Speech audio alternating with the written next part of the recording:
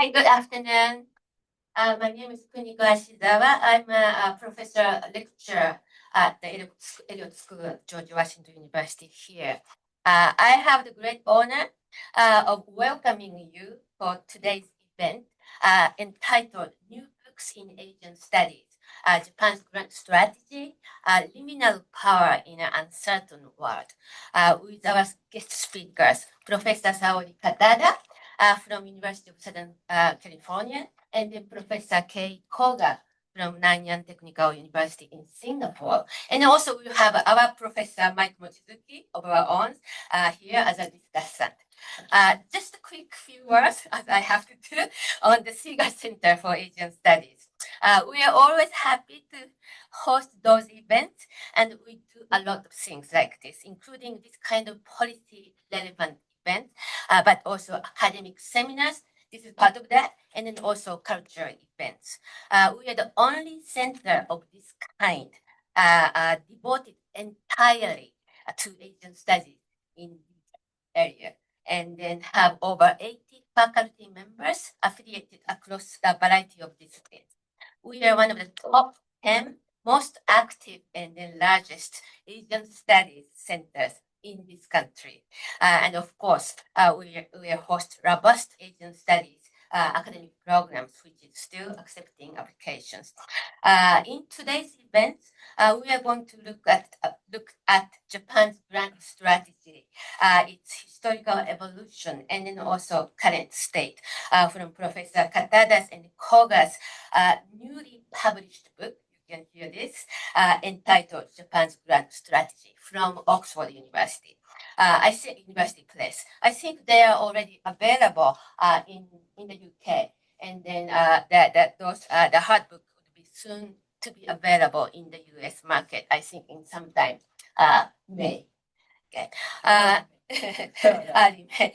And so I'm particularly pleased that we are able to organize this particular presentation at this particular time as the Japanese Prime Minister Sanae Takaichi is currently in town, and I think many of you have already seen and pay attention in news coverage. But she had a bilateral meeting with President Trump yesterday. So in a way, we can surely reflect that particular meeting and also her visit to Washington, D.C., as well as current state of the U.S.-Japan relations in the context of what Professor Katada and then Professor Koga see as Japan's grand strategy. So let me quickly introduce you to today's speakers. Professor Saori Katada, sitting next to me, is the professor of international relations and then also the director of the Center of International Studies at the University of Southern California. She also served as a vice president of the International Studies Association and then on the editorial team of the Review of International Political Economy. Her research covers geoeconomics, international political economy of trade and finance, monetary policy, and Japanese foreign policy, upon which she has numerous publications, including single-authored book titled Japan's New Regional Reality, Geoeconomic Strategy in the Asia-Pacific, which was published in 2020 from Columbia University, and then also Banking on Stability, Japan and the Cross-Pacific Dynamics of International Financial Crisis Management, which was published in 2001 and also received the Masayoshi Ohira's the Memorial Book Award, which is kind of quite important award in Japan. In the same cohort, as well as many journal articles and book chapters. Professor Katada is also currently a research fellow at the National Bureau of Asian Research and then also Japan Institute of International Affairs. Next to Professor Katada is Professor Kei Koga. Professor Koga is an associate professor and also the head of division at the Public Policy and Global Affairs program at School of Social Science, Nanyang Technological University in Singapore. So he came all the way from Singapore. Thank you. Also concurrently Professor Koga is a non-resident fellow at the National Bureau of Asian Research and a member of RIPS Research Committee at the Research Institute for Peace and Security in Japan. His research focuses on international security, international and also regional institutions, particularly ASEAN, and then also East Asian, Indo-Pacific security, upon which he has published on various topics that include East Asia and also Indo-Pacific security, U.S. and Japanese foreign policies, and the U.S.-Japan alliance, and then ASEAN. Professor Koga had previously spent some time at some prestigious think tanks and institutions as their visiting fellows, such as Wilson Center and then also CSIS here in Washington, D.C., and then also Research Institute for Peace and Security in Tokyo. And also we have our own Professor Mike Mochizuki, and then he will serve as a discussion later on. So the Professor Katada and Koga will first make their presentation about 30 to 40 minutes, followed by the Professor Mike Mochizuki's discussion comments, maybe about 15, 20 minutes. Then we will have enough time for Q&A. Okay, so without further ado, let us again hear from Professor Katada and Professor Koga on their new published book on Japanese grand strategy.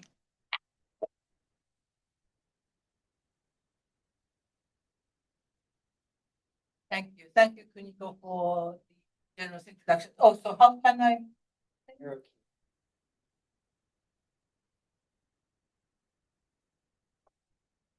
Oh, there you go. Okay, got it. Well, so first of all, thank you for the invitation. Really, we could not have timed this better, right? Actually, when we started talking about coming to DC, we didn't know Prime Minister Takaichi was coming. And we kind of got worried a little bit because if she has a public event, there'll be nobody here in our audience. But since she didn't, and I think she's on the way back to Japan now, but we get this many people in the audience. And then thank you very much for coming, and thank you again for organizing. So what we would like to do is to kind of divide some of the labor to speak about this book, which just came out at Oxford in UK. The book is out March 3rd, and we got some copies of it. I think in the US, maybe it will take another few weeks for it.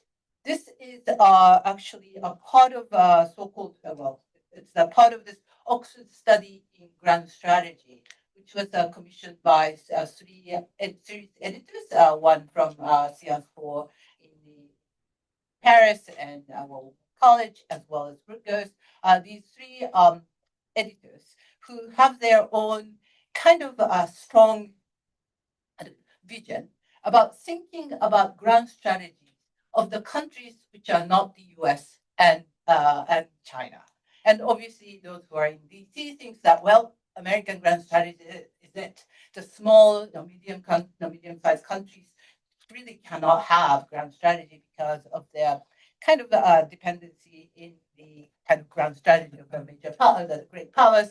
But they insist that that's not the case. Countries like Singapore or someone like Turkey, Japan, all these countries have grand strategy, and they kind of function maybe somewhat differently from the great powers, but it's very important to look at them.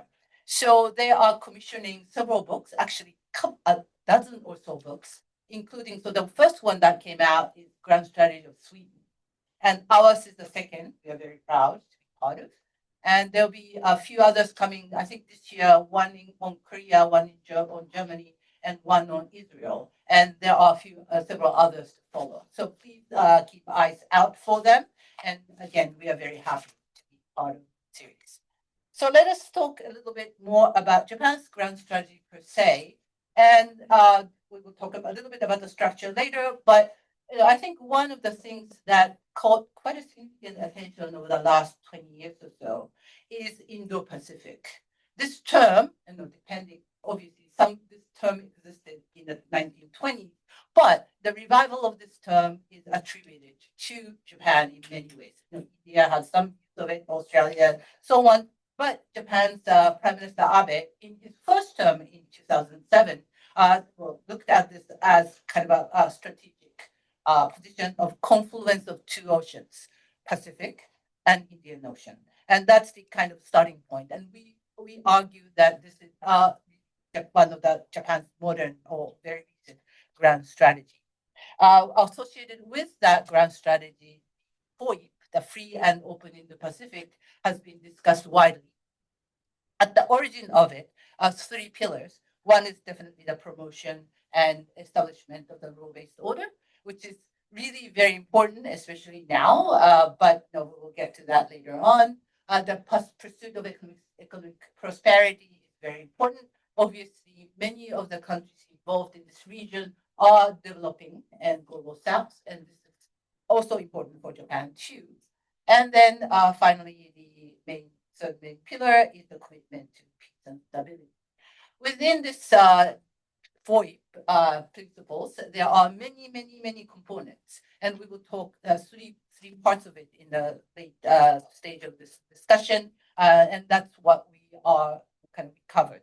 One thing that I would like to note here is that, yes, now Japan is kind of have a very difficult position, as you can see, with Takaichi's meeting with Trump, things like that. But in the long term, this grand strategy is very important for the world. And this is the slides, not mine. It's from Foreign Ministry of Japan. And I always say, well, they are so good at writing these meticulous slides that nobody can read. But anyway, at least on the presentation, you can read it if you look at it closely. But my point here is that this grand strategy, that Indo-Pacific strategy, has a significant traction everywhere around the world. Even South Korea, which kind of tried to resist kind of Japan's push and stuff like that, has a grand strategy, that strategy called Indo-Pacific. Canada, a lot of European countries, including some parts of Latin America and so on and so forth. So the traction is there, necessity is there. At the time of the rise of China, on one hand, it has already risen, and at the other side, especially kind of exacerbated by the kind of Trump going on, but kind of the retreat in some ways of the American commitment from the liberal international order. So currently, we haven't really heard too much from Takaichi, Prime Minister Takaichi, on this Indo-Pacific strategy or FOIC, but this is the 10th year of the official launching of the Indo-Pacific strategy, the FOIC, starting in the 2016. But what we can find from her statements, and by the way, our book kindly ended at the time when Takaichi won the appointment, right. And so we had her name on the conclusion, but we couldn't really elaborate on anything, book production in that way. So, but we'd like to add, saying that she will probably be making more of these speeches related to her own position in the Indo-Pacific strategy soon, and her victory in the LDP victory in the last election in February was really kind of key thing that, and she is really, I think, pushing forward in the Abe's legacy, Prime Abe's legacy too. But these are the five components that we see as what she has emphasized so far. One is definitely this is going to be a part of what she calls Japan's responsible diplomacy. So she will make Indo-Pacific as a very important part of that type of approach that she is engaging with the rest of the world. The other one, economic security. Obviously prosperity is part of it, but economic security is important. So that's her main thing. She was like economic security minister and so on and so forth. So this is going to be a key component. Obviously, the regional partners are important. That's point 3. Especially now that Japan is facing significant economic coercion from China, this is a really important component of where she's heading the Pacific strategy. The security component of her approach, this is the official security assistance she mentioned in her Diet speech, would be an important instrument for Japan moving forward. And finally, which has been always the case with coalition building to shape and maintain the international order, is the main component. So let me just tell you the structure of the book, and Kay will take the much more difficult job of explaining the theory and everything else.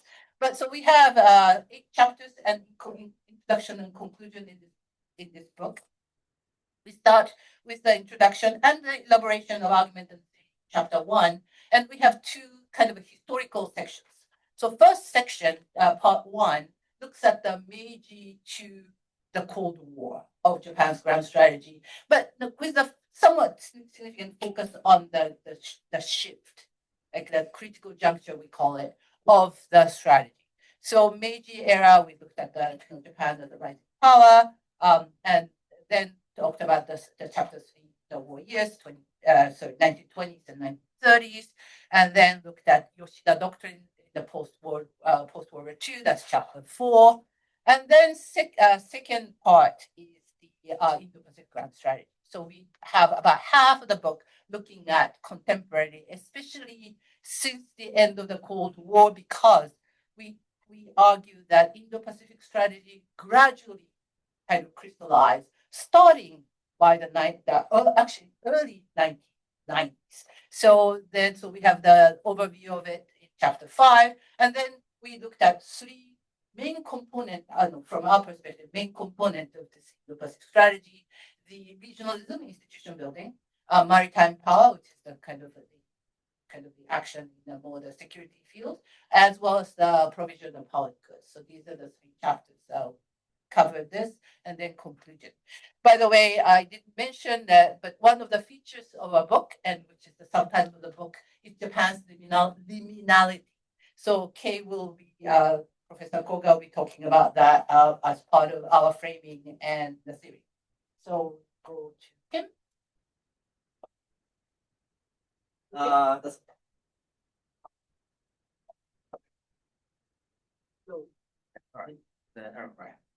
Thank you very much. Thank you, Kuniko-san, for the kind of introduction. And then, so, I actually graduated from the George Washington University as the master's degree. So my team is actually my kind of professor, senpai sensei. And then also, like, Ashiza-san is actually my senpai because she actually graduated from the PhD program at the graduate school. And then, so I think I'm kind of, glad to actually see my kind of senior and also teachers here in George Washington University. So thank you again, for coming to this seminar. So let me just kind of quickly talk about the theoretical framework and the conceptual framework of Japan's grand strategy. So as the summary actually talks about, Professor Katada talks about how Japan's kind of Indo-Pacific strategy came about. And then we actually try to look at this kind of the Indo-Pacific strategy more kind of from a broader historical perspective. And what we found out is that basically there's the 2 kind of assumptions or the characteristics. The one is Japan was not necessarily regular or normal great powers like the Western countries.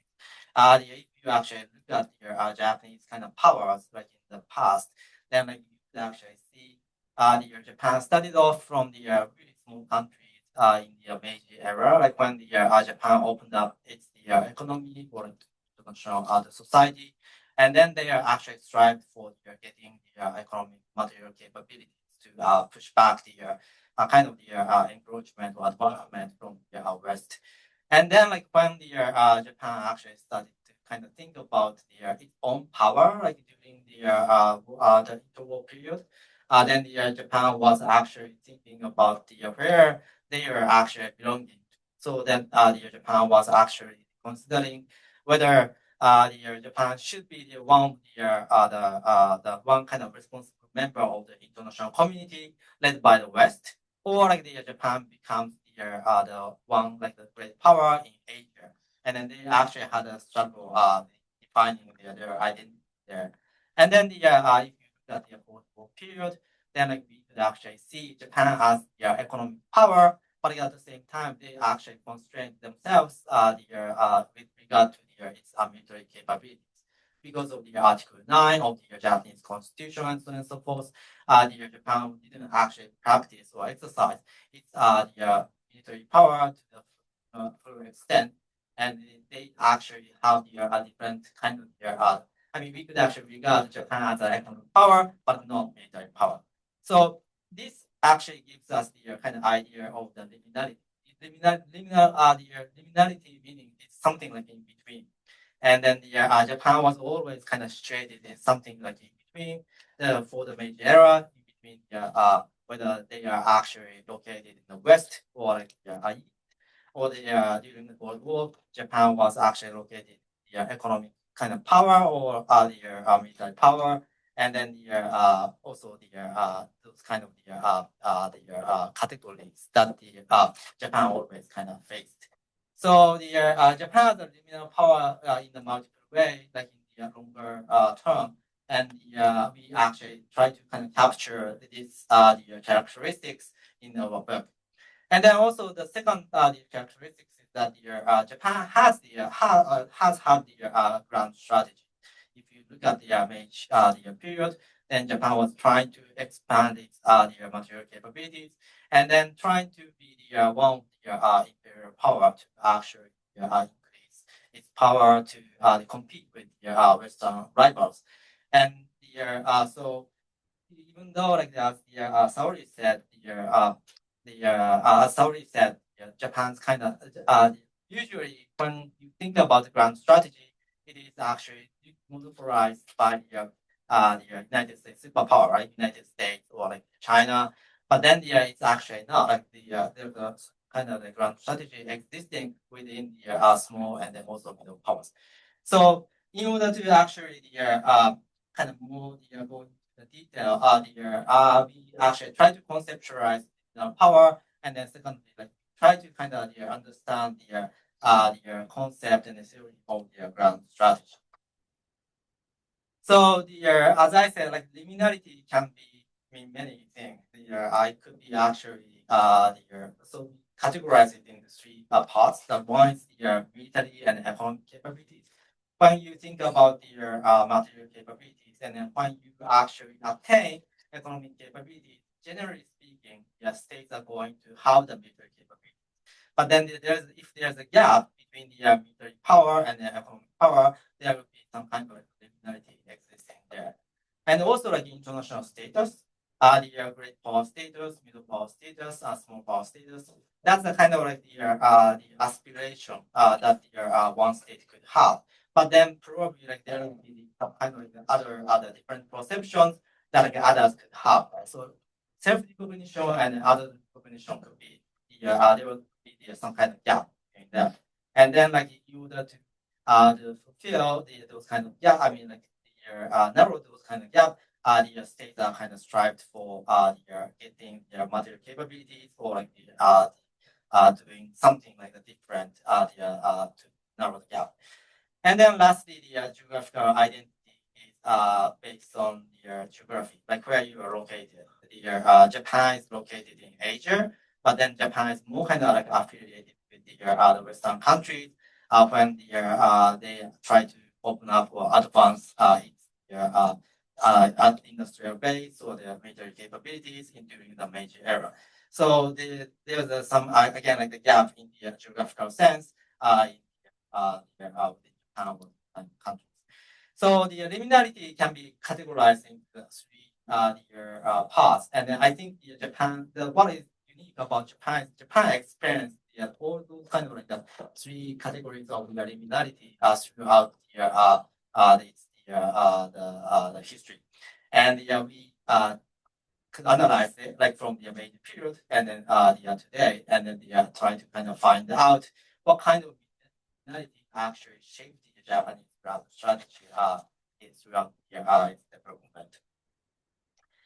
And as you can see, it's more kind of descriptive, but the Japan, for example, the Japan faced the geographical liminality in the Meiji era because, again, like as I said, Japan was located in Asia, but then tried to get the more kind of technology from the Western countries and try to assimilate Western culture, assimilate itself like in more kind of imperialistic culture, so that like they could actually be aligned at least like in terms of the imperial norm, like in era and then the up until the World War One.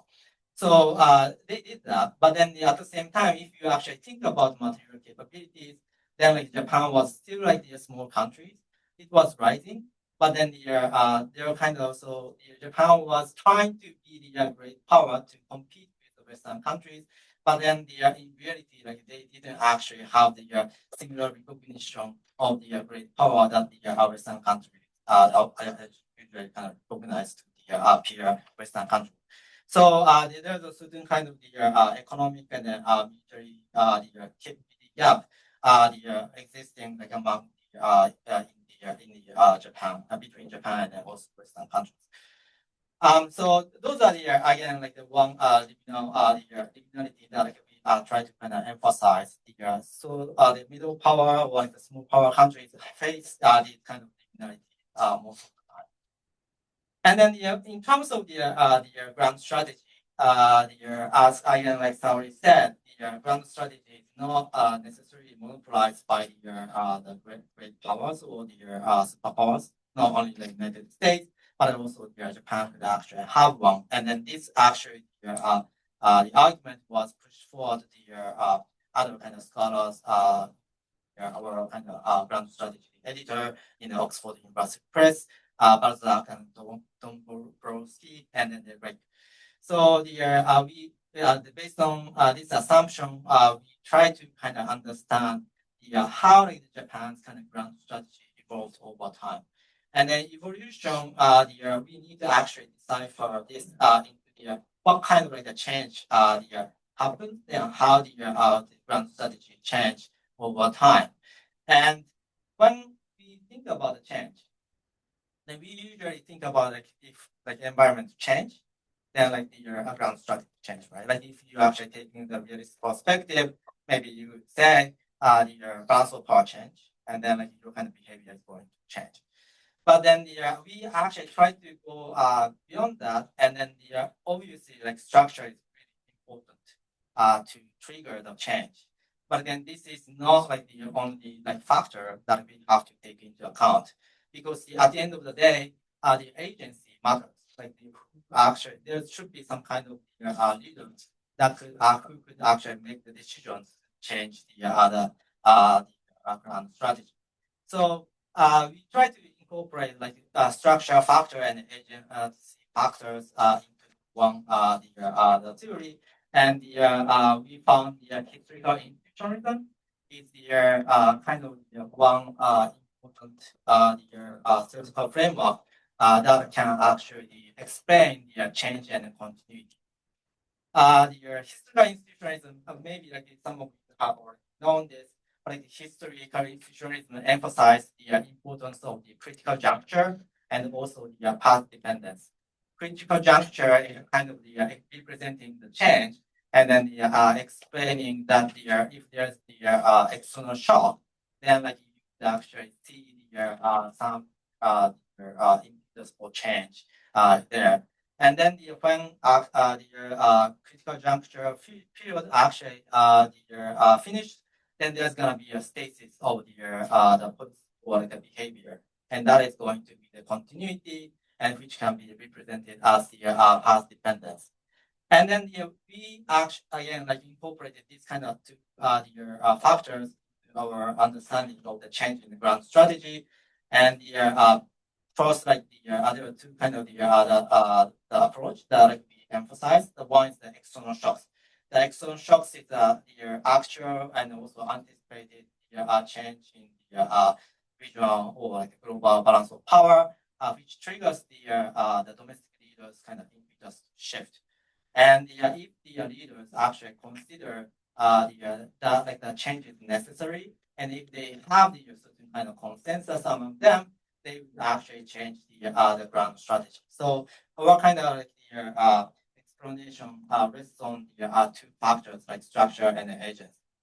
And if you actually take into this account, like in the change in the ground strategy, then you could create this kind of 2x2 matrix, and then you could actually see the changes are actually often really, really difficult, because mostly if you have I mean, once you actually receive the external shock, then like domestic the audience or leadership is going to have whether there's the institutional constraint change or like whether like they have the consensus to change the grand strategy. And then if the institutional kind of constraints going to be sure, and then also the decision maker how the consensus change, then like you could actually change the grand strategy. But otherwise, the continuity is going to process. So in that sense, the change is really, really difficult. But when like we actually try to understand the historical development of the Japanese shift in the grand strategy, we could actually understand there are big the kind of some the four basic the change that like we could find. The one is the major error, like the when like the Japan was kind of opened up its economy in the world, and then they tried to be more more the I mean increase the material capabilities to resist against the Western encroachment, and then also like interwar period, World War One and World War Two, Japan was trying to be more the great power in the world. But then, since as the international community didn't really recognize Japan as a great power, Japan actually went its own way to become the great power in Asia, and then they actually detached from the international community. And then Cold War era, again, like in terms of the economic and then the military capability. But then Japan was pretty much satisfied because Japan created more kind of like relevant grand strategy for the Yoshida Doctrine. That is trying to focus on the economic development rather than the military capabilities. And then Japan actually institutionalized the legal and social and also the constitutional constraints on the so that like, they could actually maintain the economic focus diplomacy. But in the post-Cold War era, that actually changed, and then because of the change in the international context, and then Japan actually started to consolidate the Indo-Pacific grand strategy. So we created this kind of like the table like that is going to That's like a the foreign ministry. to the era. But then yeah, I mean like, we could actually talk about this. I'm not going through each of them, but there are also the kind of external shock and also the decision making process and the domestic environment and how the grand strategy has been shifted by Japan. So focusing on the rise of the Indo-Pacific strategy. So again, like Saori talks about it's kind of like the grand strategy came out from the 2007 Abe's kind of speech conference of the 2C. But then if you actually look at Japan's grand strategy, Pacific grand strategy, then the whole like each element of the Japanese grand strategy actually came like well before that. That was actually like we regarded it as the change the strategy in the post-Cold War era. So first of all, I mean, like this is a kind of basic time frame that actually for the Pacific. But in 2002, the Prime Minister expanded Asia. I mean, he actually made some speech in Singapore, and then they tried to conceptualize the kind of broader Asia rather than focusing on East Asia. And that is actually based on the ASEAN's kind of institutional framework. In 2004, Japan and the United States, Australia, and the United States, also India, started to cooperate in terms of the HADR, humanitarian assistance and disaster relief in the Indian Ocean tsunami. And then 2006, Japan kind of launched the diplomatic kind of agenda called the Arc of Freedom and Prosperity, so that they could actually going beyond the strategic scope that it has in the past. And then after the 2012, when the Abe actually took up the leadership in Japanese politics or foreign policy, Japan actually started to kind of envision more like broader the strategic geographical scope, and launched the free and open Pacific, and then try to cooperate or try to have a stronger connection with the other states. But again, like this kind of the Indo-Pacific strategy came out when before the 2000, and because it's kind of like a repackaging of what like Japan has been doing, and if you actually look back at the beginning of 1990, then like you could actually see Japan was trying to contribute to the shaping the new world order in the post-war era. And so, for example, if you back the Gulf War, then what Japan actually did was Japan was contributing financially to the coalition army to push back the Iraqi invasion the Kuwait. But what Japan actually got was the international criticism because Japan didn't contribute to any troops. And then Japan was shocked because in the past like, it was okay to just kind of contribute financially, but now like they are expecting more from Japan to do something different. So Japan started to kind of modify its international posture, and then first Japan actually started off taking more kind of peacekeeping operations seriously, and then they modified its kind of domestic law later on. And then it's not only the global scene, but also like a regional scene too. Japan actually started to support some of the regional initiatives taken by the Association of Southeast Asian Nations, ASEAN, and then they actually try to create a regional framework to cope with the change in the regional strategic environment in security and also economic domain. And then you could actually see like the strategic environment change because of the rise of China and also the public goods provided, and Japan actually tried to kind of manage this one in the 1990s. And the most important part of the Japan diplomacy is always kind of the thing of the U.S.-Japan alliance. And then in the post-Cold War era, this actually continued. And then, but then what happened was the U.S.-Japan alliance has been also like a change. It actually first like focused on the national scope, I mean the defense of Japan, but then they actually started to expand role to provide the public goods in the region and also the global area. And they emphasized the importance of the Japan-US alliance in their in region and then global arena, and then try to kind of enhance it. So again, like the whole kind of in the past background strategy that includes the Japan US-Japan alliance. That is the kind of most important part. But then in addition to that, like they actually try to do more for the region and then also the global setting. And this is where like we actually discuss the other kind of components of Japan's Pacific strategy. That is the maritime security and then also regional institution, and then also public kind of provision. And just kind of for the maritime security domain, first Japan in the 1990s, Japan actually tried to contribute the stability of regional kind of maritime domain.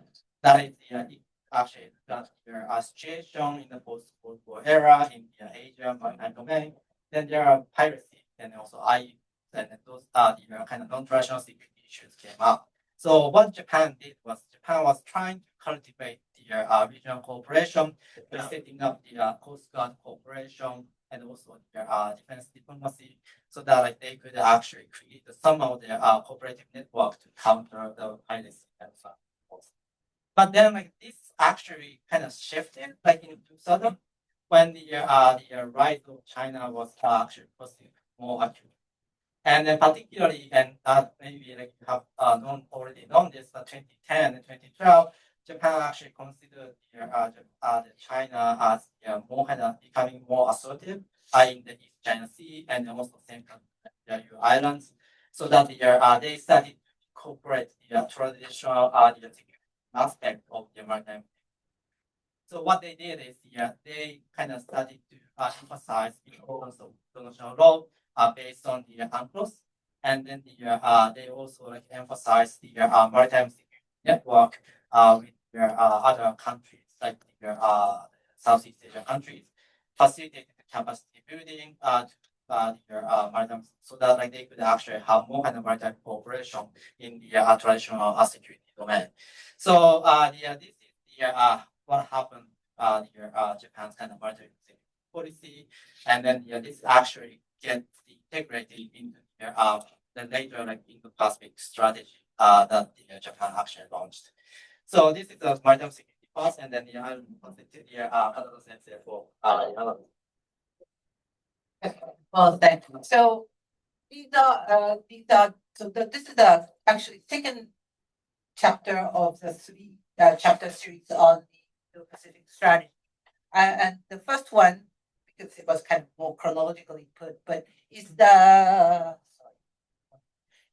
regional rule building through the institutions. And we focus on mega trade agreements, and obviously Japan has been very active in regional integration economically, starting actually in the 1980s.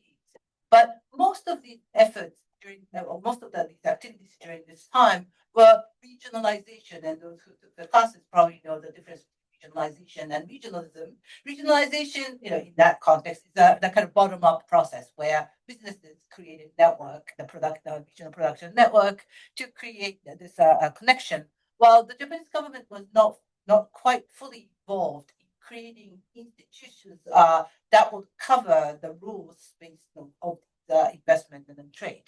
So that informal network now turned into the formal regional network starting the late 1990s and become much more important component in the 21st century. And another component that's really important is that from ASEAN plus 3 to the ASEAN 10 members plus Japan, South Korea, and China, Japan's push becomes ASEAN plus 6. So the 3 additional members are Australia, New Zealand, and India, in order to counter the heavy weight that China has in the regional economy. So altogether, that was kind of a major component of Japan's approach to the regional free trade agreement. Sorry, the FTA free trade agreement. The other very important element that Japan managed to get on is the TPP, the Trans-Pacific Partnership. Japan was within Japan, there was a massive kind of opposition to TPP early on, but Prime Minister Abe in his 2012 term, the second term, forward in 2013, managed to get on board with it. And when Trump was out of the first term, out of TPP, Japan managed to, along with the other members, to save it in the form of CPTPP, the Comprehensive Progress Agreement of Trans-Pacific Partnership. Anyway, so these are very important component of the grand strategy in the sense that it really maintains and then kind of move to build rule-based order in the trade realm in this region and beyond.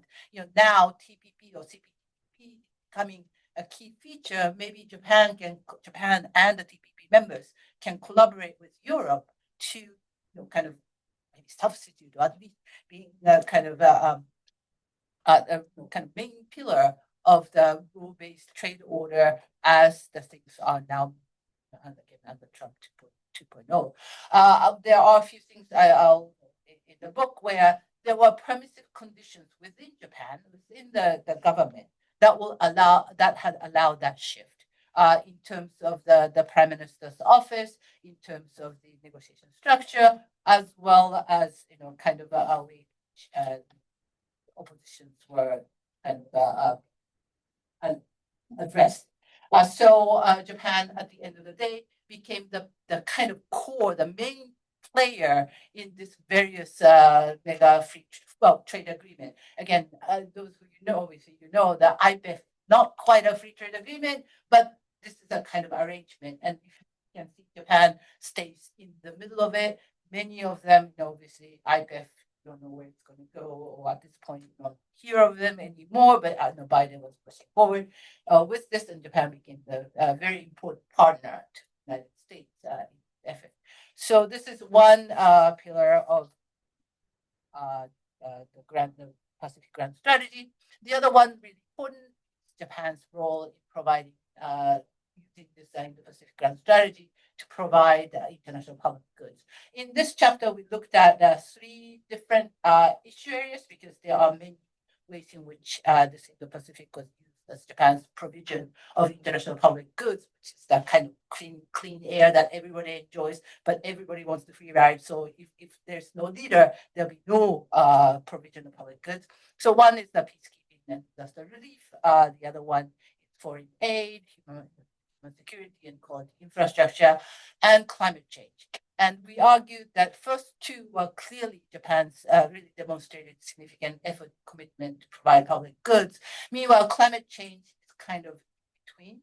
Japan had played quite a significant role early on in the 1990s, Kyoto Protocol and so on, but there has been some kind of version, especially after 3/11, which is the triple disaster in 2011 in Japan. So in the context of domestic conditions, many of the coherence objectives in that, especially the first two, actually really provided big push for Japan for providing public goods, while if the domestic condition is not in kind of permissible, then sometimes it becomes difficult to manage some of the public goods provision.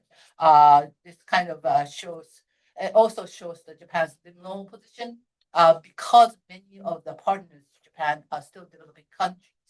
Pushing forward aggressively climate change sometimes can become difficult. So just to wrap up this grand strategies chapters, we argue that major four characteristics in this Japan's grand strategy in the Pacific. One is obviously this geographical diversification, and this has got quite significant traction, even though at this point India's role is still kind of ambivalent.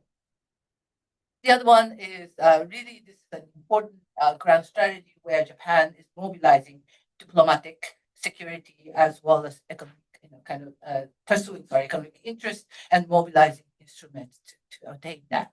Obviously, this really didn't come just as the Prime Minister Abe of 2016 really kind of goes back to a couple of decades back at the end of Cold War. And this was a packaging and I think very smart packaging of all the initiatives done and in one. And finally, I would like to say this is a kind of comprehensive and coalition building approach. So that way, rule-based order could be maintained. Hopefully, with US totally involved, but even if its commitment is not forthcoming, there could be some maintenance of the order in the region. So I would like to wrap up talking about our book's contribution. We think that we have made four main contributions with this book. So first one, as Kay has elaborated quite extensively, the historical institution and grand strategy, grand strategy studies is a contribution. I think this is the kind of take and really kind of create a long-term view and evolution of grand strategy so that it's not a static kind of understanding. Secondly, we introduced the concept of liminal power. And Japan is a typical liminal power, but we would argue liminal power exists everywhere. Turkey, between Europe and Asia, or some countries are rising, like India, China, the two. Others are declining, maybe Britain, France, arguably. And so there are many ways in which this could be utilized to other countries and other regions. Thirdly, we have the comprehensive coverage of grand strategy. So many times, if one person's writing, and this is the beauty of the authorship, looking at security mostly, or economic, and not the other one. But since I'm more the economic person, and Kay has significant expertise, we really managed to have this comprehensive and kind of substitution or utilization combination, all that of the use of the strategy strategy. So I think that will be achieved by this book. And finally, this was not clear in our presentation, but we use extensive materials in Japanese. Both of us are Japanese native speakers. We read, I don't know how many tons of Japanese scholarship, which are fantastic, especially in the diplomatic history, but never translated. And I know it was really pain to have do a bibliography in Japanese with the romanization and all that, but I hope it really was worth of our effort to put this kind of a new light in the great scholarship that exists in Japanese.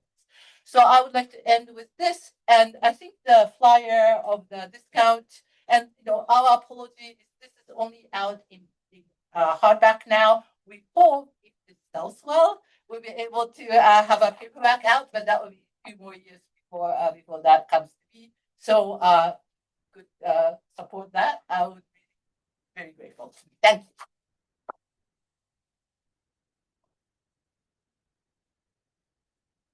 And so, thank you, Alice. It was a kind of really comprehensive presentation. Thank you so much. It's great for my students to cover theory and concept, as well as some really kind of quick historical review of what Japan has been going through.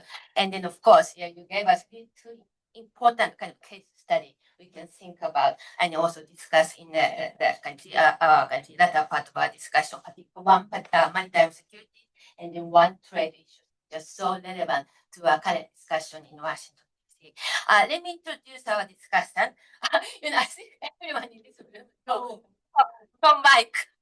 And a little bit that thing for us is Professor Mochizuki retired from GW faculty member after he spent 26 years with us. But he's still, of course, around here, and he's a current scholar of the Seeger Center for East Asian Studies. And also, he is the non-resident fellow of the Quincy Institute for Responsible Statecraft and Scholar.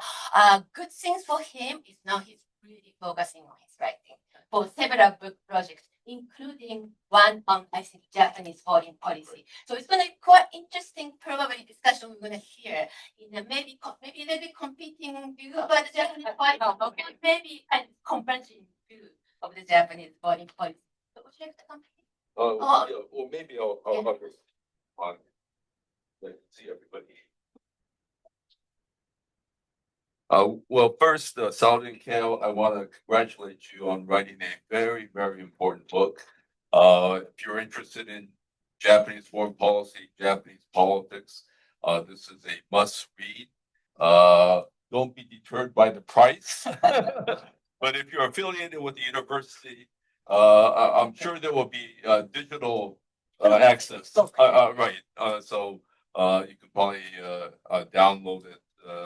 Some pages of it for free, and I have not read the final book yet, but I had the opportunity to read a very early draft of this, and when I read the early draft, I knew this was going to be a very important book, and hearing the presentation, but also reading a couple of the chapters, I think this book is exactly the sort of book that needed to be written about Japanese foreign policy.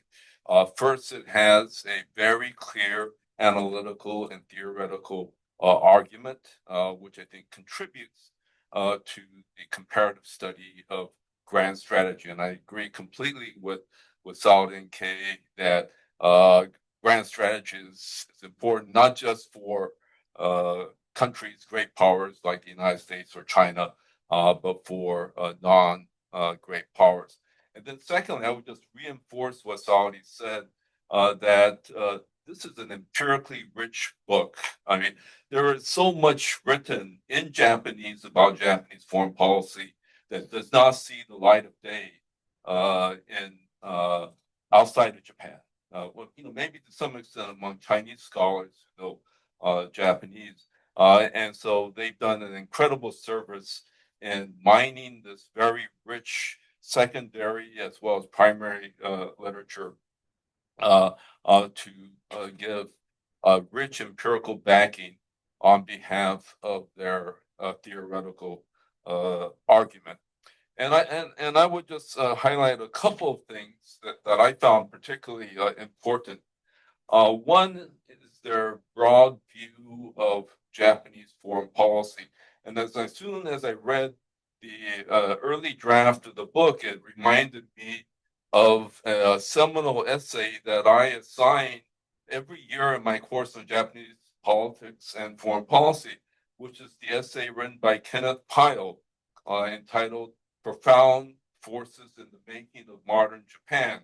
And he makes this argument that it looks like Japan doesn't change much, but then at critical junctures, there are structural pressures from the outside that then force not only a change in Japanese foreign policy, but a change in Japanese domestic politics.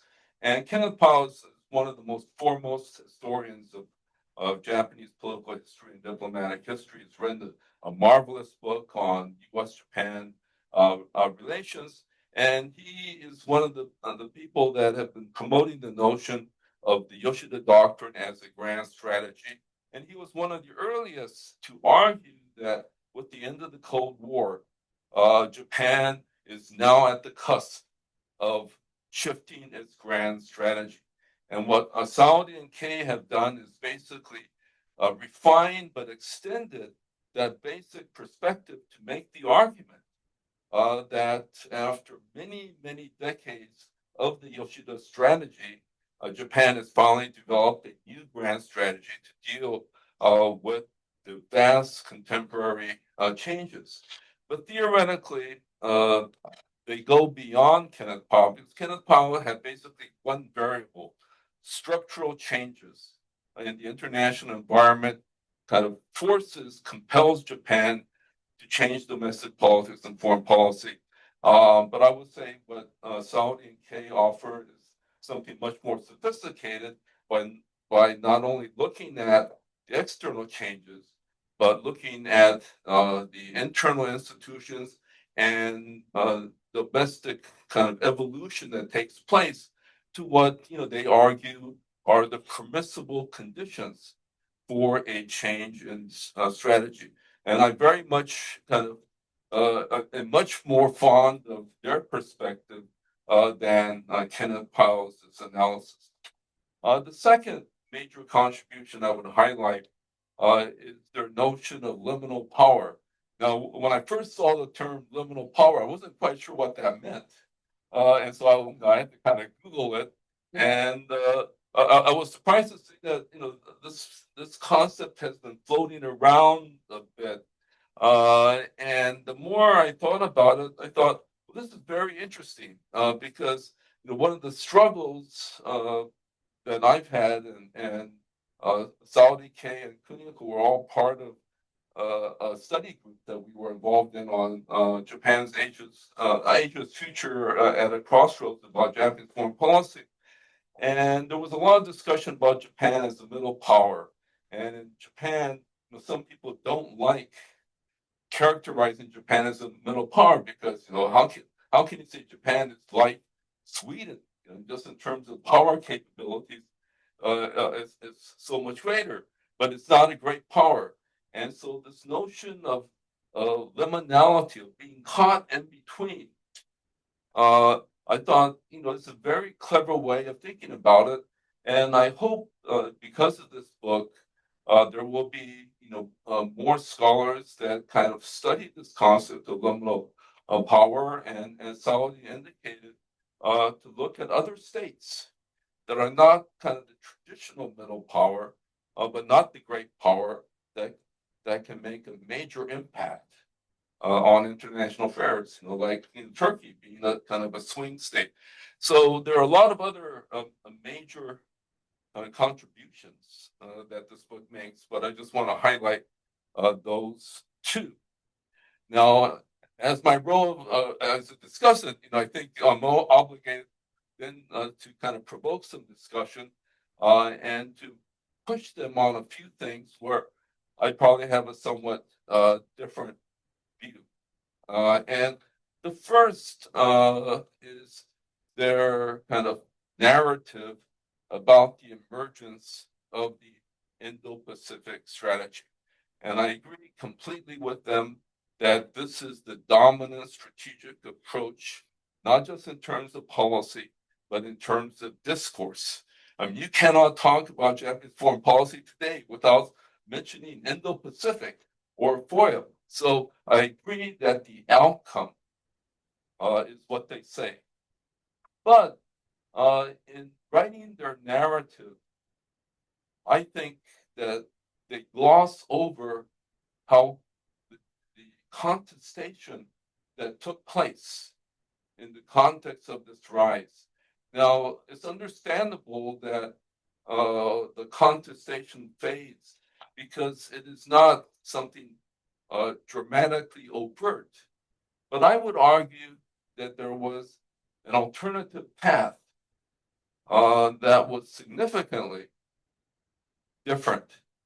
That if that path had been taken, Japan's so-called grand strategy would have been different. And I would say that the beginnings of that kind of split takes place soon after the end of the Cold War.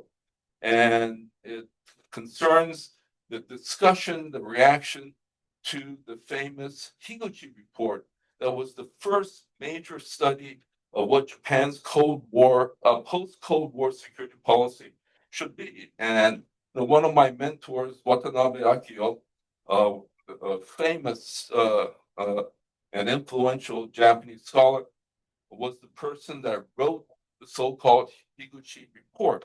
And the interesting thing is this is after the Persian Gulf War. And he starts out with different kinds of pillars of Japanese policy. And he mentions the first thing is cooperative security. Cooperative security. And at that point, because the end of the Cold War had ended, this is a time to promote kind of an all-inclusive cooperative approach to security. I've talked with Watanabe Sensei many times, and he insists that the American interpretation of the Higuchi report was completely misguided, and that interpretation was basically written by Michael Green and Richard Patrick Cronin, and they basically saw the Higuchi report as turning Japan in a direction away from the United States.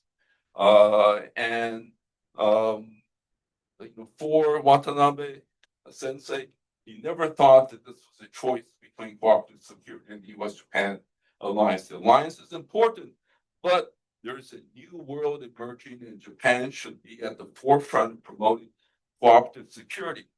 Because of the American criticism, the next major report on security policy that emerged, and I remember talking to the person who helped write that report saying, we made sure that we would put the word U.S.-Japan alliance 13 times, and it would fade. So that's kind of the beginning.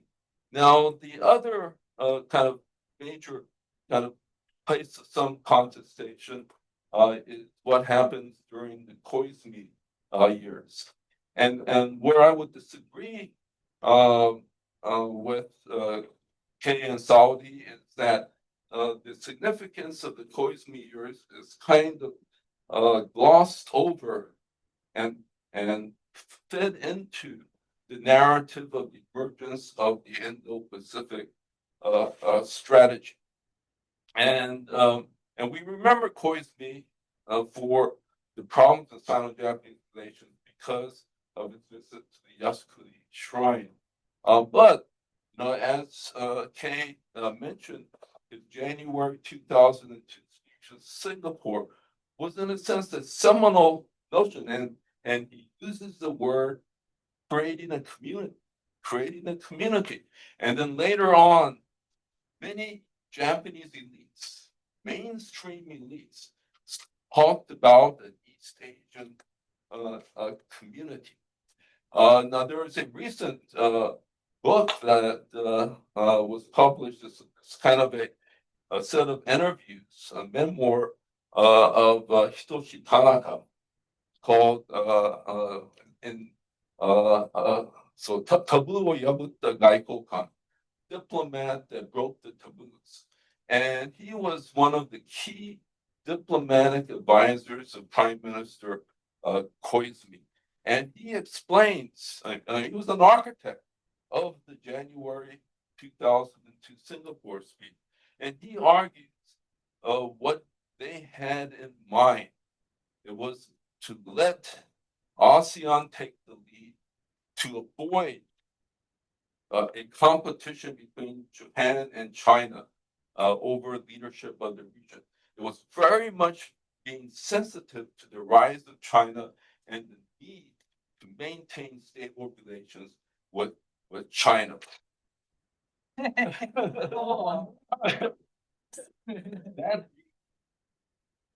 was promoted by Tanaka Hidoshi, but also by people who were involved in the foreign ministry that focused on economic cooperation policy and on Asia policy.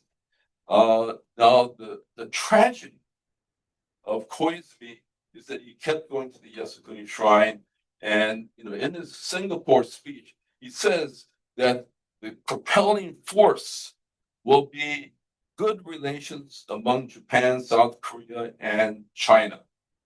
And unfortunately, that didn't happen. Why? Because his repeated visits to the Yasukuni Shrine for domestic politics reasons basically stopped the kind of diplomacy that was necessary for the full realization of the East Asian community. And then what we see in 2006 with Abe is an emergence of a different kind of strand. And what makes capturing the subtleties of this consultation is that it's not the traditional kind of inter-ministerial bureaucratic politics. It's not the foreign ministry going against the defense ministry or the Ministry of Economy, Trade, and Industry. These are battles that take place within ministries. And so just to simplify it, it's basically the battle within Ministry of Foreign Affairs between those who are, and it's not pro-China, but basically for regional integration and for trying to create a sense of belonging among Asians. But there is another view that is emerging, and this is a view that is promoted by those who emerged out of the North American Bureau and in the Security Treaties Division. And so there's this kind of struggle there. And the lead person in this school of thought is Yachi Shotaro, who becomes a trusted aide of Prime Minister Abe. And by this time, Hitoshi Tanaka is thrown out of the government because he made the bold attempt to normalize relations with North Korea. So that's kind of the fissure. So what we see then in 2006, and then with also is the emergence of this value-oriented policy, the security diamond, the arc of freedom and prosperity, which then is the strand for the free and open Indo-Pacific. But it's still a zigzag course because the successor of Abe was very much tied towards this community building aspect. And so if you look at the very short time period in which he's prime minister, Sino-Japanese relations move in a very, very positive direction. And then finally, we have a revival of the East Asian community under Hatoyama. But unfortunately, in the West, there's this notion that the East Asian community idea is simply a Hatoyama viewpoint. But back in the days of Koizumi, and this is really the critical juncture, is the 1997 East Asian financial crisis and the development of the ASEAN +3. So all I'm saying is that there was another path. That was possible, and it may be a subtle difference because it's not about pro-U.S. or anti-U.S. or pro-China or or anti-China, but it's a matter of kind of the degree of balance. And I would say that domestic politics has a major explanatory power in this, with the failure of the Hatayama government and the fall of the BJP, and Abe's long-term leadership basically killed the East Asian community idea. And the second is the United States. The United States has always been paranoid about the possibility that Japan will get along with the Asian countries so that the necessity of being wedded to the United States begins to fade away. And it's an actual paranoia. I mean, if you read the late Jeffrey Bader's book about Obama and China, his criticism of the Hatayama idea of an East Asian community is all wrong, and it's biased because he's thinking that Japan wants to exclude the United States. Okay, so basically, I think what they gloss over, and I agree completely with the outcome, that it's hard to revive the East Asian community idea today. There's a hegemony with the idea of the Indo-Pacific. Number two, Saudi mentioned this. I think there is a bias in the book around the notion of international public goods. And just about all these contributions that Japan is making are contribution to international public goods. But when one looks at the definition of public goods, it's really a good that is provided so that everyone benefits. Everyone benefits. And I wonder if the public goods that Japan is purported to be offering are actually public goods, especially in the security or maritime security. I mean, this is not openness. It's not openness to the biggest power in East Asia, China, but it's basically to constrain China. And that to me is not an international public good. It's a club good. So what Japan is doing in capacity building is to support countries that may work with Japan and the United States to balance against China. Now, whether or not that's a good strategy is a different question, but I'm not sure that means it's international public goods. It may be that Japan is contributing club goods. Now, in terms of international political economy, the argument for public goods may be more compelling, but even here, I wonder, like, for example, a liberalizing international financial system, does it serve the interests of everybody? No, it serves the interests of finance, capital, and it makes more likely financial instability. So, just to say that Japan is contributing to kind of international public goods, I'm skeptical whether it's really public goods or goods that support particular interests.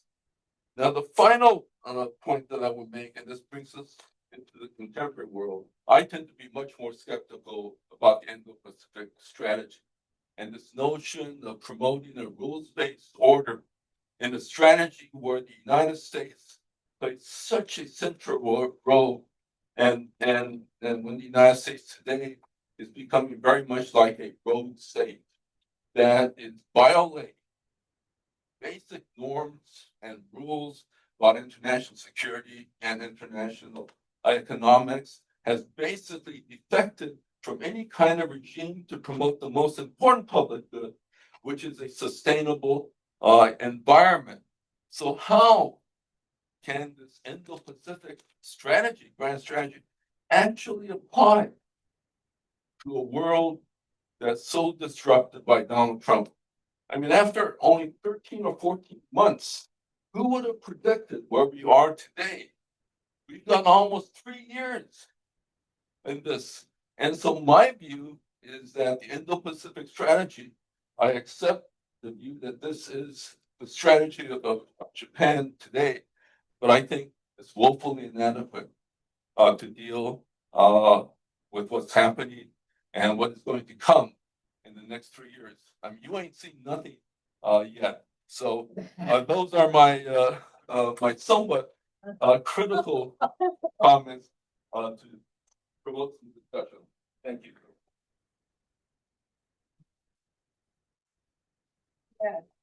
Yeah, Mike here, and then of course the two of them, because three of them are so excellent Japanese specialists. So we got this more like a comprehensive view, and then also question to raise. But I think first I want to have the Saori's and Kei-san maybe to respond to Professor Mochizuki's comments. Then we're going to open up the question from the audience. So yes, fascinating. I don't I don't understand your perspective and partially on your point on this. So first one about the emergence, in some ways, maybe we did much better job on the historical chapters because we were looking mostly on the issue specific development. So the whole big picture wasn't as central, but I think we did acknowledge some of the kind of moving, swinging back and forth of the and some pushback about the Indo-Pacific strategy. Obviously, Abe's the value based diplomacy. Once he stepped down, it wasn't repeated for 5 years since then, things like that. So altogether, this is again the player, the domestic politics, which created some of the pushed back because there are other perspectives. I do take your point that we probably didn't elaborate on it as much, in a way. If this was just the book on the Indo-Pacific strategy itself, I think that kind of background is important. And we had that debate. I guess we didn't capitalize on that, but Koizumi has a kind of dual role. I guess his place in developing the Pacific strategy is mixed.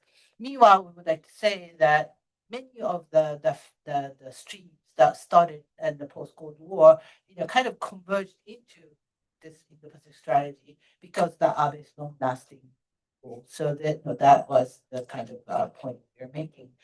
So I'll give all the security things to Kay, but just to talk about the public goods, and yes, I do take your point about some of them are club goods, but rule-based order for economy is really a public goods. Even China benefit from it. It's not targeted at any country.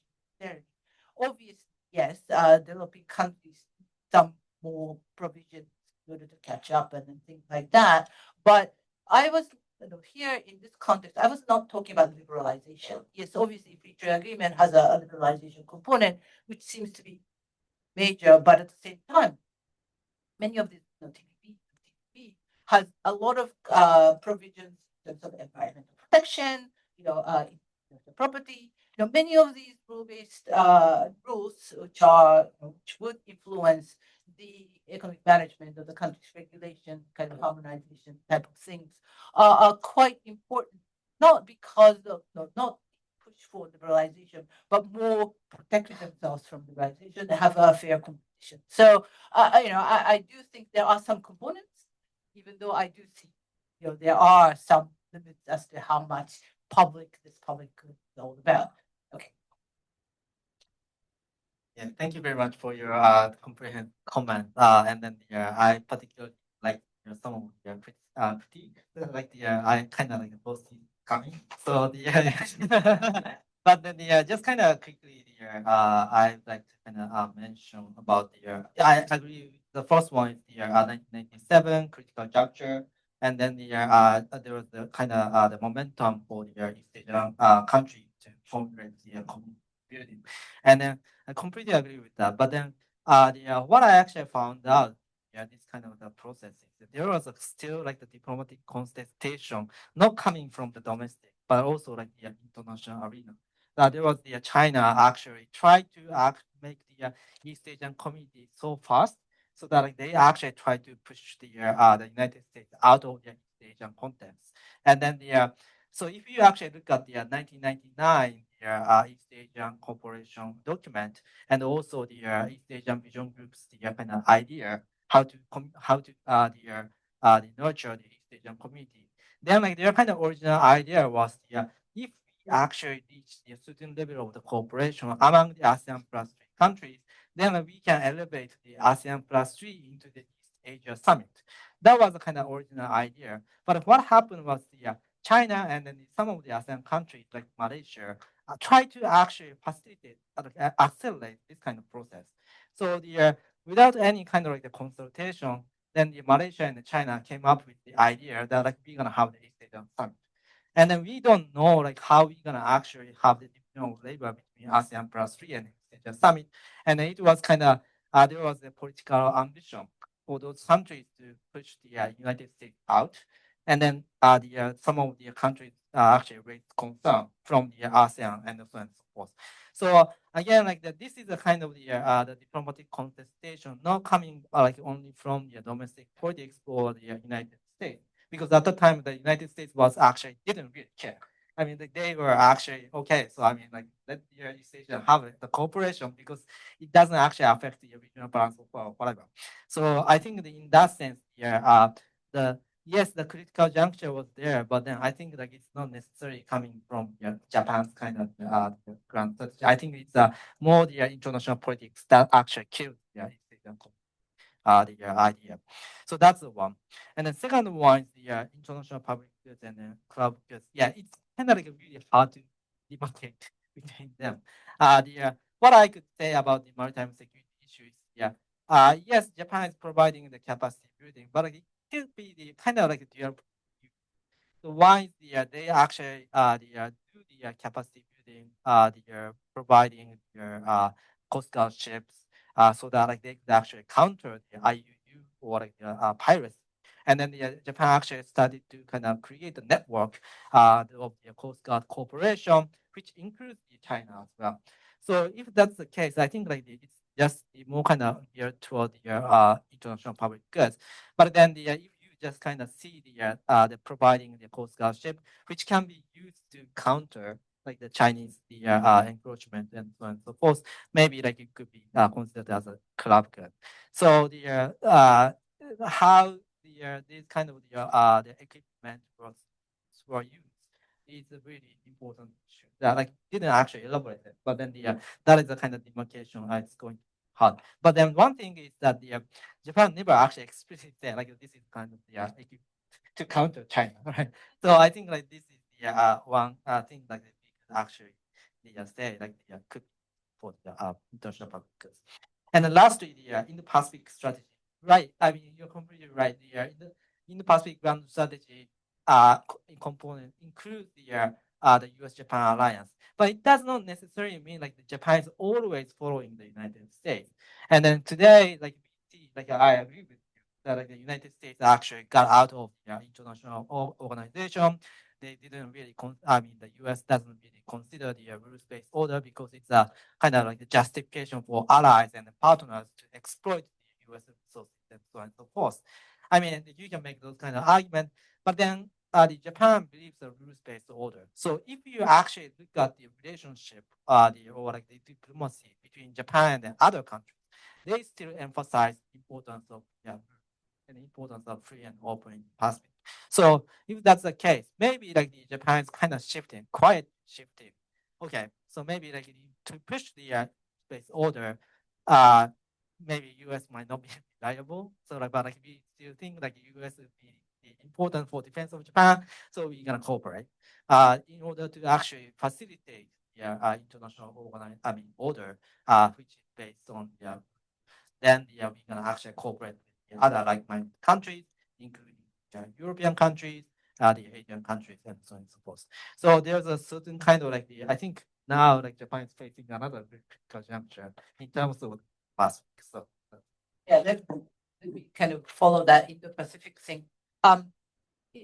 So it depends on the kind of short-term, medium-term thing too, right? Obviously, Takaichi is in a very, very difficult position now. There's no way for her to say, well, no, the US-Japan alliance, then say no to the US, especially now that she has burned bridge with China for at least the time.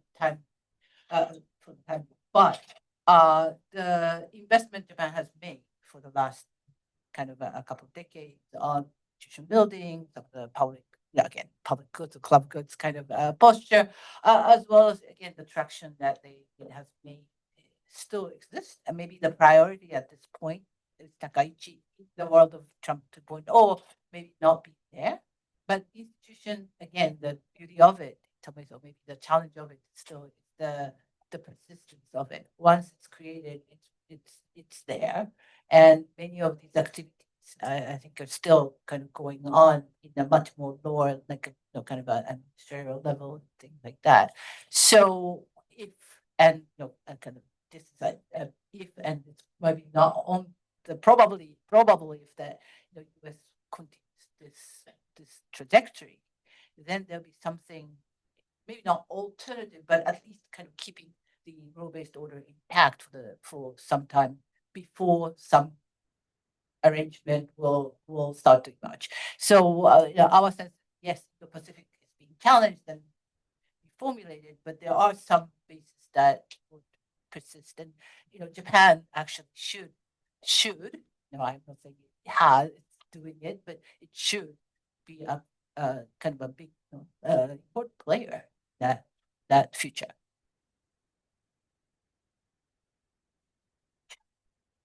Well, we'll talk more about Yes.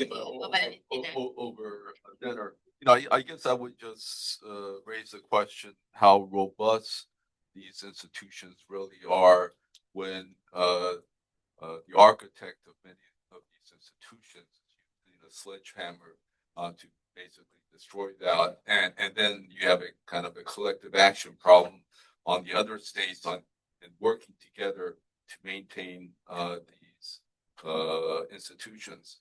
And then, in terms of the U.S.-Japan alliance and within the Indo-Pacific strategy, I mean, observing the rhetoric or listening to the rhetoric from yesterday's meeting, I mean, it's amazing when you think about what Takaichi was saying, and sometimes I was thinking maybe she was just being sarcastic. She said, Donald, you are the only one that can bring peace and prosperity throughout the world, and I will work to engage other countries to support you. And Donald and I are the best buddies. And so, and this performance, but she's kind of locked herself in. And I don't know how long Takaichi will last. But if she does last and puts this imprint so that intellectuals and commentators in Japan are unable to speak up, then I really wonder, the framework of the Indo-Pacific may survive, but the substance of it will get hollowed out.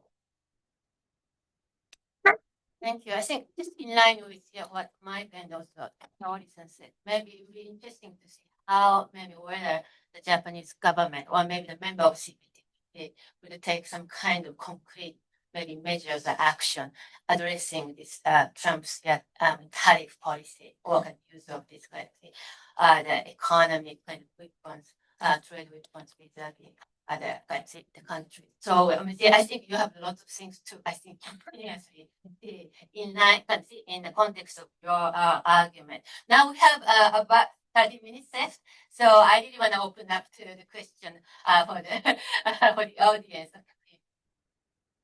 Thank you so much for your talk and Mike for your comment. Christina, thank you. School. Yeah, And I was wondering if you could talk a little bit more about the foreign policy of Japan in terms of foreign aid and how that fits with the grand strategy argument, and also potentially what some of the comments Mike made challenging whether.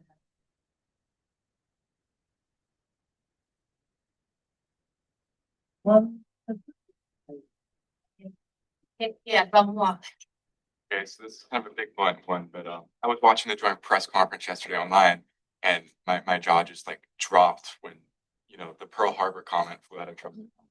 And I remember under Ishiba when there was a lot of debate over what his role with Trump would be, but that was sort of before this big war, before this big conflict, when he really took a sledgehammer to what we consider the international order. Trump's historically unpopular in Japan. He has something like a 9% approval rate, and Iran and this whole conflict even less so. So I kind of wonder, Takeichi's kind of locked herself into this platform of being a fan, even if she won't say so domestically, sort of. Will we start to see, you talked about that like dual factor of the international and domestic pressure forcing a shift in grand strategy. Do you think maybe we'll start to see that in the future if this becomes a bigger issue and Trump continues to sort of imprint himself in the Middle East and continue to sort of become that rogue state that Professor Murchison. Maybe we might take one more question.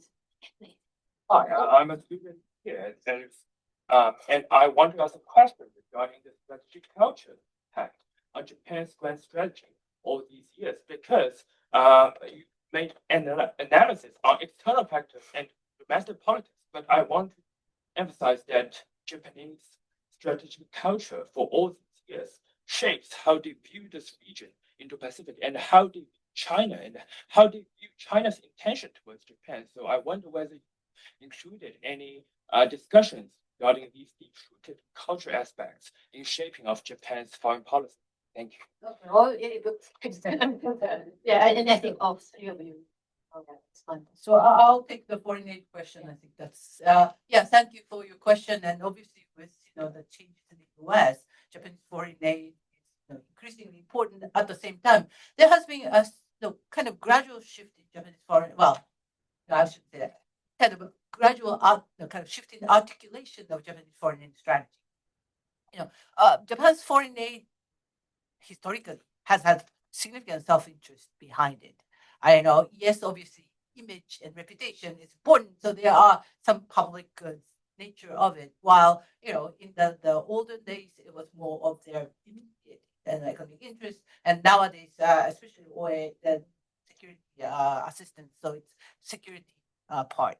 And now with many of the kind of charters, the ODA charter, many of the Japanese government documents clearly say, Japan uses foreign aid for national security, national interest purposes.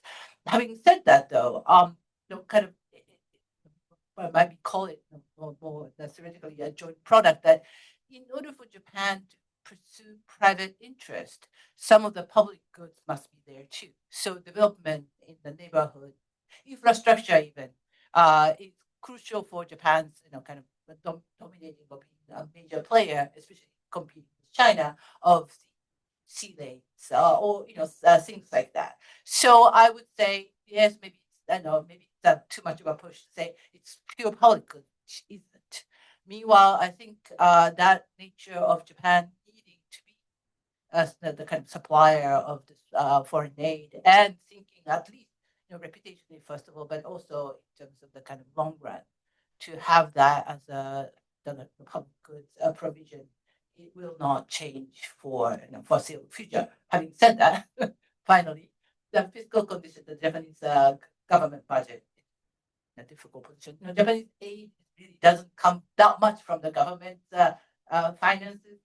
The kind of the budget, it has the technicality, but it comes from the Philip bond and stuff like that. So maybe it could continue while the challenge is there, and again, it doesn't really help either. So there is actually material constraints on that. Okay, just quickly, I think yeah, with your question regarding Trump and then also how Japan is going, I mean, Japanese leader actually reacted to Trump. It's actually related to the most recent, it's the kind of point too.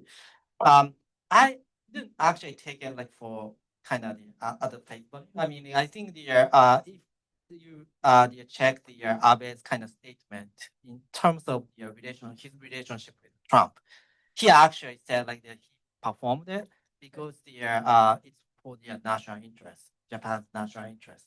And then Takaichi, this time, yes, I mean like she actually cheered the Donald Trump saying the Donald, I mean like that you're the only one like who actually solved these kind of issues. I think like it actually really come out the sarcasm too.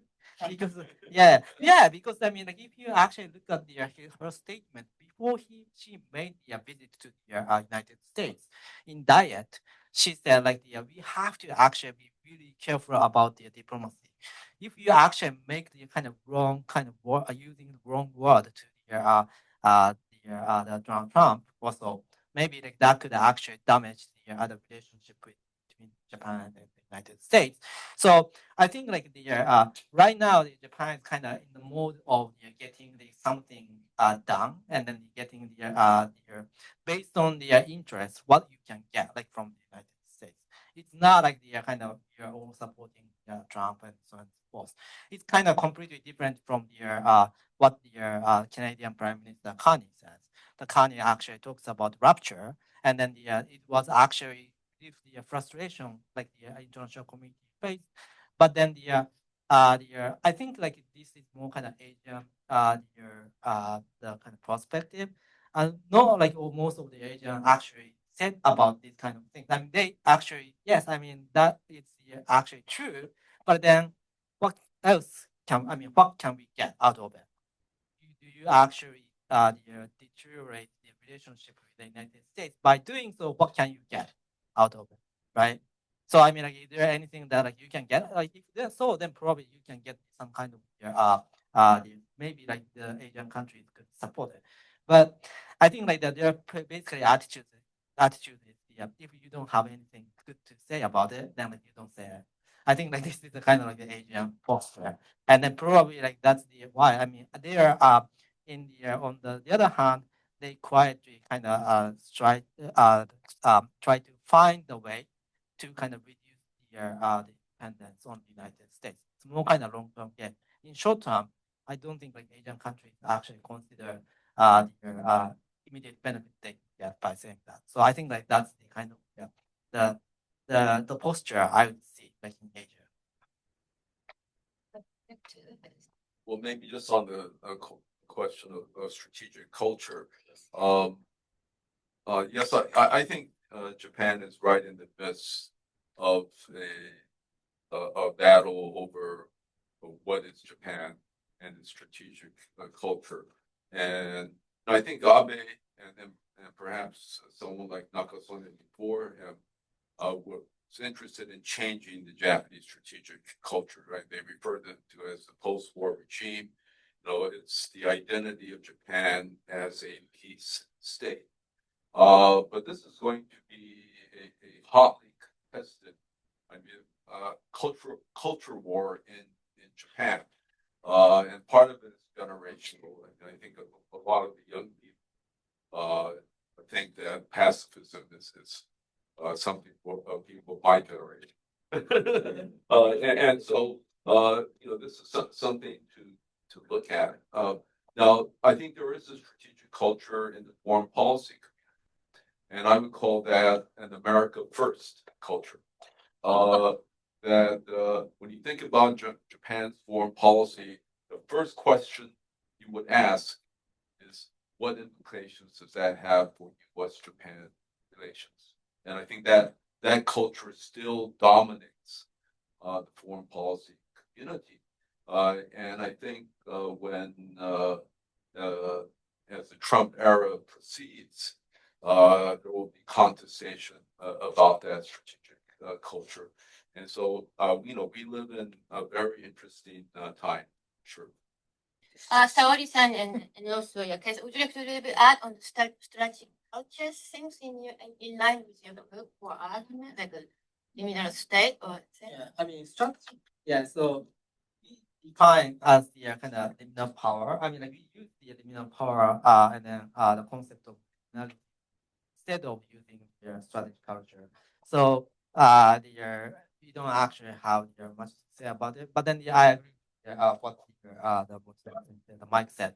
I think there's a certain kind of like the tendency in generation that actually see the Japanese foreign policy in a particular way, and then before or like even like now my generation too like it's kind of U.S. Cross policy. And then I mean, like, if you actually talk about the kind of alternative to the United States, you always get pushback. So that's the kind of like the policymakers and also the researchers kind of the strategic culture, I would guess. But then now, because of the kind of change in the U.S. foreign policy, and so more kind of like the voices are coming up. And then I think like that would be the kind of the trigger, like a critical juncture for the Japanese kind of strategic culture to change like in the future. So that's the what I just to say. Again, it's not my field, strategic culture, maybe the stuff I'm not, kind of fully defining it correctly, but no, to me, economic growth is such a embedded part of Japan's culture, and now Takai is trying to marry it the kind of more defense capabilities and so on, and the timing might be there to make it happen. So Abe did that with Abenomics and kind of pumped in a lot of resources. Maybe did a little bit better, but not significantly. And now Takaichi is again doing it. And in some ways, yes, it's important for Japan to attain some level of growth, economic growth. And obviously Japan is still what fourth largest economy now with even that exchange rate. But there's a lot of now income equality in the sense that people who are in kind of low income are suffering quite a bit. Demographic challenges, all those tendency in Japan is to kind of tap it, like put it under the carpet with growth.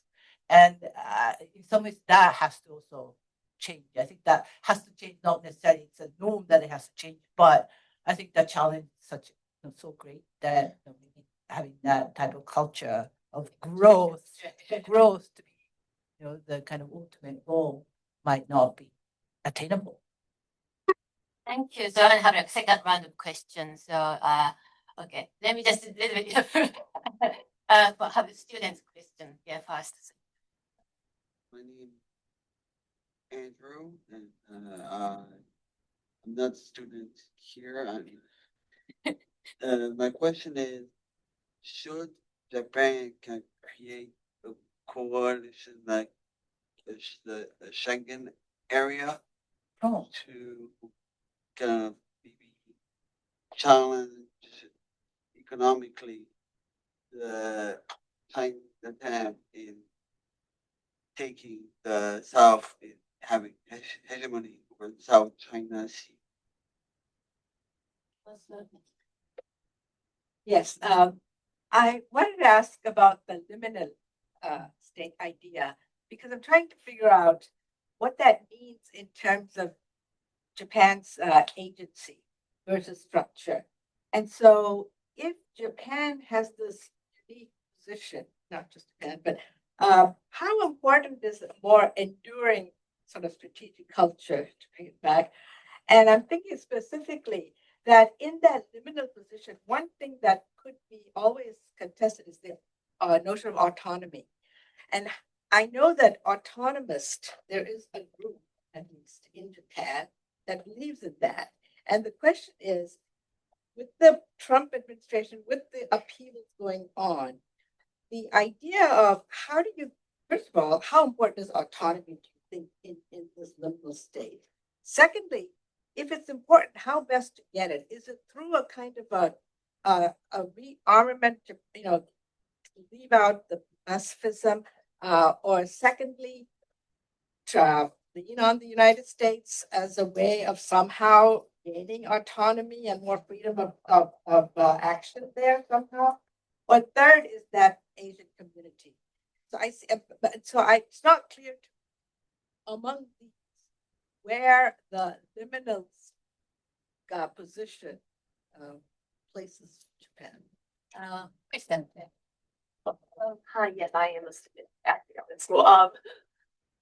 Yeah, I also kind of have a question about the no power that Japan has because at least from your presentation, it sounds like even though Japan doesn't have like a specific influence throughout like a long periods of time, like their ability to I guess adapt to the different like power shifts is kind of like their strengths because in that case they're able to I guess always be not on the opposing side or like I guess not necessarily side, but they're always able to like have some gain from the other greater powers that they're allying with. Do you think in this method Japan could potentially become also like a greater power, like but through like a more cooperative?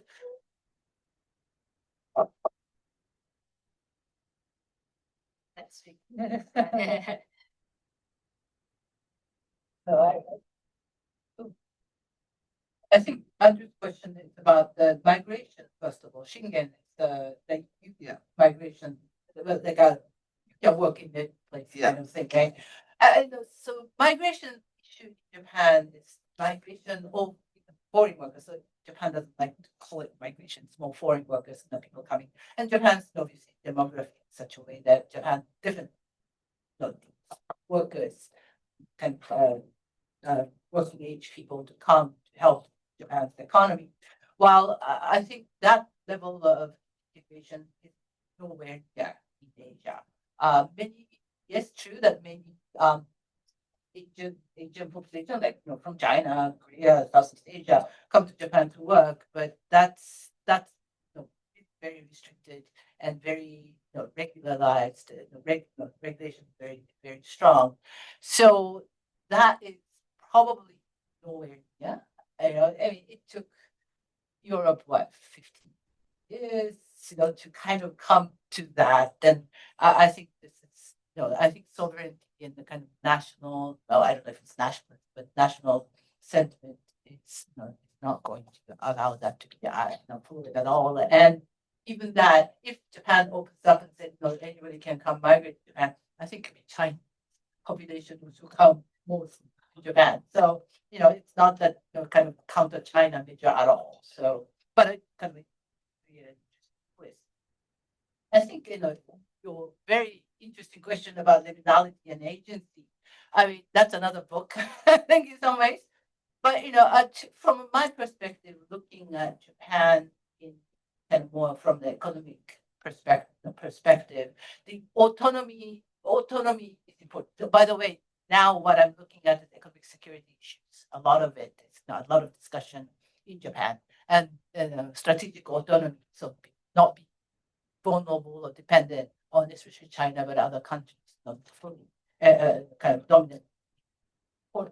So in that sense, altogether, kind of coalition with others, diversity, all that is part of it, and Japan's liminality, in the sense, kind of fits in various contexts. It can be Western, it can be Asia. That really helps Japan kind of cultivate that space. So that's definitely one way to think about that. And meanwhile, sometimes Japan decides, okay, we are pan-Asianists like the 1930s, right? Because it could be with the discrimination or the different treatment in a kind of Western setting.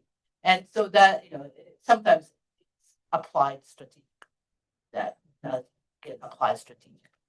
Let's see. Thank you. Very much. So yeah, I mean the liminality. I think just kind of to add Saori's comment. I think the liminality is kind of the strength is the flexibility. Like you could actually hedge against whatever like the idea have. So like we can actually like I mean social building. We could actually to the Asian community. and then like you could actually push for the autonomy, so that you could actually have your like with the multiple identity, you could actually bridge like the different kind of countries with each other. But then this is this strength could be the weakness too. Again, like you are uncertain, and then like if the domestic kind of like leaders decided to kind of move like really quickly to the like extreme side, then like the gonna actually the flexibility, and then like that actually creates more risk, like in terms of the foreign policy. So I think the liminality is the strengths, but like, at the same time, like it kind of how do I say, like sometimes like it could be like, and then like it's not like something like you have like your own kind of clear identity, and then you're gonna push for this. More like kind of flexible in terms under your certain kind of conditions. So that's what Japan has been. I mean, it's a kind of dilemma they actually face. The second thing, so yeah, sorry, so your question, Christine, no? So your question is the great power coalition. Yeah, could you actually repeat the? So basically, like, was in your from your presentation, like my interpretation of like, oh, liminal power means that Japan is able to like has like a period of influence, but there's not like they always were like the great power. But since they're always allying with different like great powers around the world because of their unique position, can is there a way? Do you think it's possible for Japan to potentially use their like, I guess autonomy or like cooperation with different sides to become a great power themselves? So yeah, so it depends on the how you define like autonomy, and also like the I would say the so you said like the cooperation among the um Japan is actually so satisfied with particularly so let's say like during the Cold War, right? Like the Japan is actually satisfied with its liminality. Like the Japan is satisfied with the being economic kind of superpower, but the Japan is also satisfied with the military like the lesser power, because they actually didn't want to invest a lot like on their military capability, but rather like they actually wanted to kind of the situation where the United States is going to help out in terms of the defense of Japan. So I think but like if the United States is going to kind of no longer helping out Japan for its own defense, like Japan needs to actually invest more, like which is the kind of current situation. So I think like it depends on the what kind of like the situation or like strategic environment like Japan faces. And it's not like necessarily like Japan is always kind of aligned, kind of particular great power and so on and so forth. It's more kind of flexibility that Japan is actually pursuing. So I don't know whether like Japan is always have the ambition to be the great power. I think like it's just they want to actually make the most of the situation to ensure its own security. Like the status of they are different. Can I ask a question? Yeah, so aside from this book, the one more thing that Kay and I wrote is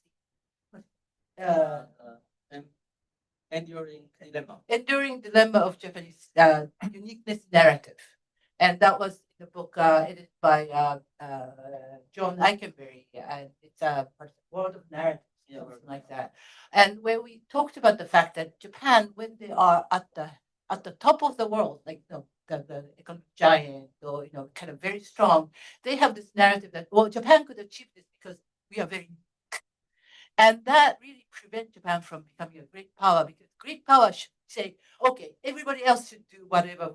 This is the best system, like the US or China, right? Japan has never had that type of culture, narrative of the world. So in some ways, when you're saying, well, Japan is very good at adapting, maybe that's partly because Japan, and maybe Japan is so used to adapting, that it's very hard to say, okay, this is what Japan is. This is where it's going to go, because of the liminality that changed over time. So maybe I don't know if I answered the question, but I thought I like that chapter quite a bit. I thought it was a really interesting observation in terms of Japan, kind of potential for achieving a great power, kind of narrative. Maybe you may have to write on criminality and doing comparative study. Singapore, and she said, yeah, that she found the same things with Singapore when it comes to the yeah. So it'll be really interesting, and then, so the more projects for you. Okay, I want to get more questions. Okay. Hi, I'm Henry from your class. My question is, with Takeichi's majority she won at the last election, global events with the Gulf and Europe, do you think that might impact her decision making to try and push for more Article 9 reform with pressures across the world, maybe pushing Japan to have? Yes. Yes. I'm a university professor from Taiwan, and I'm right now a scholar, University of Washington in Seattle. So I'm also come from Pacific side. So my question is about what role does Taiwan play Japan's strategic reshaping, especially we know the Prime Minister just mentioned about friend of the Taiwan issue or the cross Taiwan Strait scenario as a existential crisis for Japan. Okay, so even since the 1972, two countries cut the diplomatic relations, but most Taiwanese still treat Japan as a favorite country. Okay, so I mean that is civil engagement is still close between the two countries. So for most Taiwanese, looking forward this kind of a shaping of the one China policy or the quasi shaping of the one China policy in Japan can continue. So my question is that to what degree of the for example the chipboard coalition or even the quasi arm technical or parts transferring between Taiwan and Japan's security cooperation can proceed or under the 1972 One China strategy, Japan, it's alternative liminality, okay, between in the Japan's reshaping of the grand strategy currently. Okay, so yes, question both, and I think we have only 4 minutes to go. So, yeah. Sorry for the audience to raise hand, but yeah, please interrupt. Yeah, Article 9. So yeah, I want to. Okay, so just because Article 9, I mean, yeah. So I think it depends. If she wants to push it, then probably like she will do that. But then I'm not really. I mean, constitutional revision actually comprehends more than like Article 9, and then if you actually get the support from even if you get the support from the direct member, you have to actually do the national referendum, and then whether I mean maybe like the public would actually say like this is not like a right time to do. I mean like we have to fix the economy first. So maybe like that is kind of long term vision, and then she actually advocated for because if you say that, then probably conservatives could support the Takaichi. So I think it's more like the political gesture right now than the actual kind of practice. So let's see how it goes. But then it doesn't actually even if they change it, like it's not going to change like drastically because of the pushback coming from inside and outside the diet. For the Taiwan, I think Taiwan is really important, and then I think about like the relationship is that they are more on the economic security side. They are like the semiconductor. I think semiconductor cooperation is really important right now. Particularly, Japan is focusing on the technological kind of advancement and cooperation with the other partners. So in that sense, they're gonna actually cooperate for that. But then the military wise, I think defense wise, it's still not that much. I guess what Takaichi was actually said in the diet, from my perspective, is it's a possibility. Under certain kind of condition, Japan is going to regard the situation as the survival threatening situation, and that could actually enable Japan to activate some kind of defense action. But then it does again, like it's going to be a really political decision to do this. So there are several layers of the decision making, like in terms of the defense of the Taiwan or like the Taiwan contingency. So I cannot actually exactly say like that.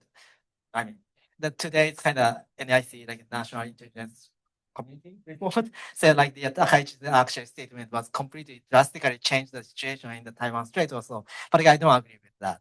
I guess it's more like the kind of continuation of Japan's strategic thinking, which the Takaichi like mistaken that explicitly in diet. So yeah, that's kind of like my take. Mike, would you like to add? You're so specialized in Japanese security. Well, I've written a lot about the Taiwan issue. I would half agree with what Kay has said.